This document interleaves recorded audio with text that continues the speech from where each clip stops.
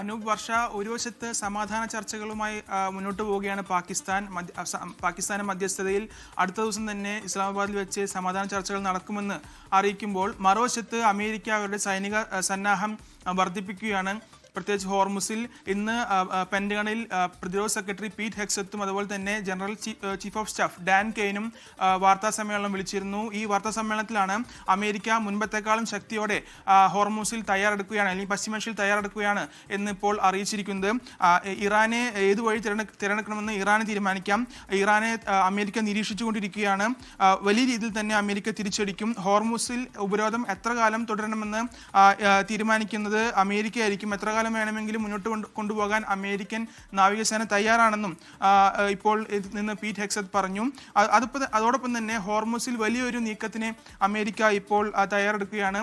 നേരത്തെ ഇറാനിലേക്ക് വരുന്നതും അല്ലെങ്കിൽ ഇറാനിൽ നിന്ന് പോകുന്നതുമായ കപ്പലുകളെ തടയുന്നു എന്നാണ് അമേരിക്ക പറഞ്ഞിരുന്നത്. എങ്കിൽ ഇപ്പോൾ ഇറാനെ സഹായിക്കാനെത്തുന്ന ഏതൊരു കപ്പലും അത് ആക്രമിക്കും എന്ന് തന്നെയാണ് ഇപ്പോൾ അമേരിക്ക അറിയിച്ചിരിക്കുന്നത്. അത് ഇറാന്റെ കപ്പൽപാതയിൽ മാത്രമല്ല, രാജ്യാന്തര കപ്പൽപാതയിലൂടെ സഞ്ചരിക്കുന്ന ഇറാനെ സഹായിക്കുന്ന കപ്പലുകൾ ഒരു ദാക്ഷിണ്യവും കൂടാതെ അമേരിക്ക തകർക്കും എന്ന് തന്നെയാണ് ഇപ്പോൾ അറിയിച്ചിരിക്കുന്നത്. അത്തരത്തിൽ അമേരിക്ക പശ്ചിമേഷ്യയിൽ കൂടുതൽ സൈനിക സന്നാഹം നടത്തുകയാണ്, ആക്രമിക്കുമെന്ന മുന്നറിയിപ്പുമായി രംഗത്തെത്തുകയാണ്. ഇതേ ഘട്ടത്തിലാണ് പാകിസ്ഥാന്റെ മധ്യസ്ഥതയിൽ സമാധാന ചർച്ചകൾക്ക് വേദിയാകുമെന്നും അറിയിക്കുന്നത് വൈറ്റ് ഹൗസ് അറിയിക്കുന്നത്. അത്തരത്തിൽ രണ്ട് വശത്തുകൂടിയും അമേരിക്ക ഒരു വശത്തുകൂടി ഒപ്പം തന്നെ ലിയോ പതിനാലൻ മാർപ്പാപ്പ ഈ ട്രംപിനെതിരെ രംഗത്തെത്തിയിട്ടുണ്ടല്ലോ. പല തവണയായി സമാധാനം പുലരണമെന്ന് അദ്ദേഹം ഒരുപാട് തവണ പറഞ്ഞതാണ്. പക്ഷേ ഇപ്പോൾ ശക്തമായ ഭാഷയിലുള്ള വിമർശനമാണ് മാർപ്പാപ്പ മുന്നോട്ട് വയ്ക്കുന്നത്, അല്ലേ?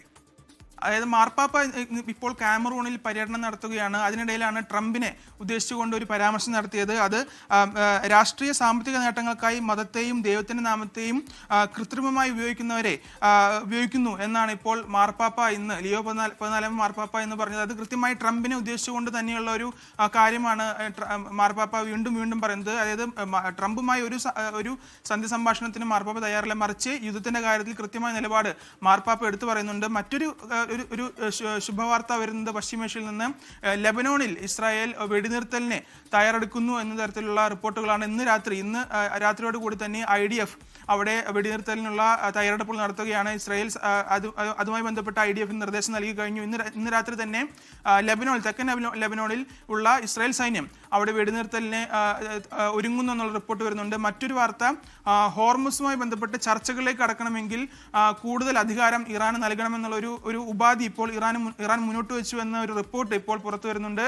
ഹോർമുസ് ഉപരോധം അവസാനിച്ച ശേഷം സമാധാന ചർച്ചകളിലേക്ക് കടക്കാം എന്നാണ് ഇപ്പോൾ ഇറാൻ ഒരു ഉപാധി മുന്നോട്ട് വെച്ചിരിക്കുന്നത്. എന്തായാലും അമേരിക്ക അത് അംഗീകരിക്കുമോ എന്ന കാര്യത്തിൽ വ്യക്തതയില്ല.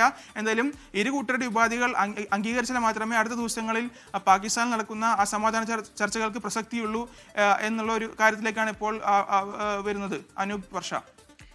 തീർച്ചയായും ലെബനോണിൽ വെടിനിർത്തൽ എന്ന് പറയുന്ന ഒരു ആശ്വാസകരമായ വാർത്ത കൂടി വരുന്നുണ്ടല്ലേ. അതേസമയം അമേരിക്കയുടെ ഒരു ഭീഷണി കൂടി ഈ ഘട്ടത്തിൽ നിലനിൽക്കുന്നുണ്ട്. അത് ഇറാനാണ്. ഇറാനെ സഹായിക്കുന്ന കപ്പലുകളെ അടക്കം വലിയ രീതിയിൽ ആക്രമിക്കുമെന്നൊരു പ്രതികരണം വരുന്നുണ്ട്. അതേപോലെ തന്നെ മാർപ്പാപ്പ കൃത്യമായി ട്രംപിനോട് ചില കാര്യങ്ങൾ പറഞ്ഞു വയ്ക്കുന്നുമുണ്ട്. വിനയ് ഉണ്ണിയാണ് ഇന്റർനാഷണൽ ഡെസ്കിൽ നിന്ന് വിവരങ്ങൾ നൽകിയത്.